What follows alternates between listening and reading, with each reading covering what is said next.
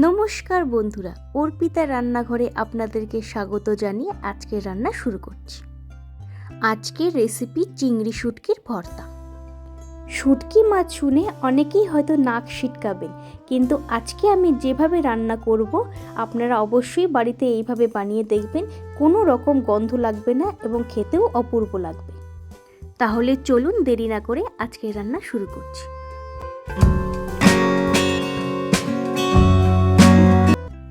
ভর্তা বানানোর জন্য আমি এখানে শুকনো কুচো চিংড়ি মাছ নিয়েছি, তার সাথে 3টে পেঁয়াজকে আমি কুচিয়ে নিয়েছি, কিছু রসুনের কোয়া, কিছু কাঁচা লঙ্কা এবং তার সাথে শুকনো লঙ্কা, এবং আমি নিয়েছি ধনেপাতা। খুব বেশি কিছু উপকরণ কিন্তু এই রান্নাতে লাগবে না। প্রথমে আমি গরম জল বসিয়েছি, এবার এর মধ্যে আমি চিংড়িগুলোকে দিয়ে দিচ্ছি। বেশ কিছুক্ষণ আমি এটাকে ফুটিয়ে নেব, যাতে চিংড়িগুলো নরম হয়ে যায় এবং এর মধ্যে যে ময়লাগুলো থাকে সেগুলো যাতে অনেকটা বেরিয়ে যায়।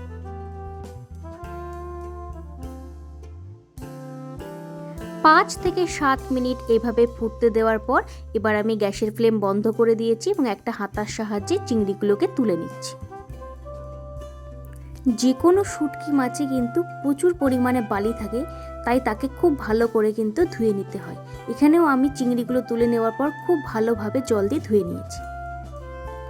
এবার কড়াইতে দিয়ে দিলাম আমি পরিমাণ মতো সর্ষের তেল।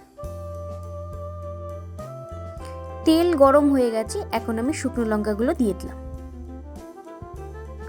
1 মিনিট মতো নাড়াচাড়া করার পর এবার আমি এর মধ্যে রসুনের কোয়াগুলো দিয়ে দিচ্ছি। রসুনগুলো আমি ভালোভাবে ভেজে নেব যতক্ষণ না পর্যন্ত হালকা ব্রাউন কালার চলে আসছে।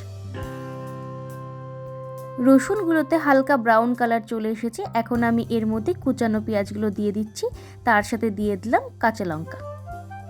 সব কিছু আমি ভাজতে থাকবো যতক্ষণ না পর্যন্ত এগুলো ভালোভাবে ভাজা হচ্ছে।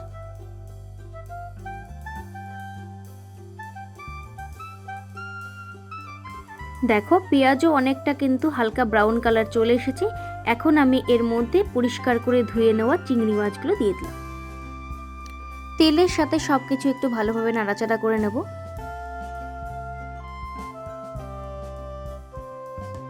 এখন দিচ্ছি আমি এর মধ্যে 1 চিমটি মতন হলুদ গুঁড়ো, আর তার সাথে দিচ্ছি হাফ টিস্পুন মতন লবণ।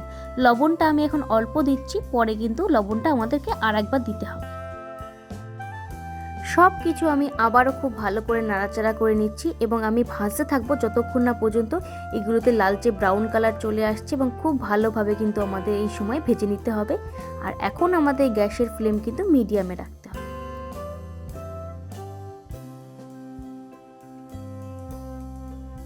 সমস্ত উপকরণ আমাদের ভালোভাবে ভাজা হয়ে গেছে, এখন আমি একটা বাটিতে তুলে নেব। ভিডিওটি যদি আপনাদের ভালো লাগে তাহলে লাইক এবং সাবস্ক্রাইব করার অনুরোধ রইল।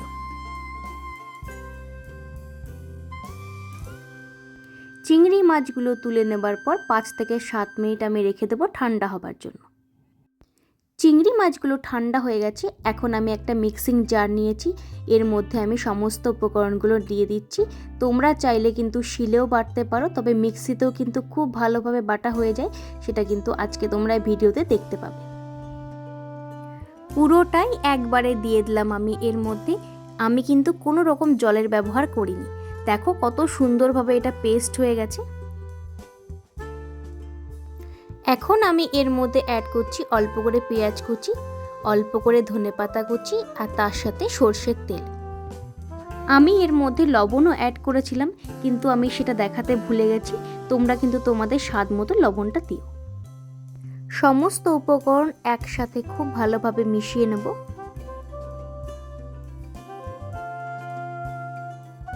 আমাদের রেডি হয়ে গেছে চিংড়ি শুটকির ভর্তা।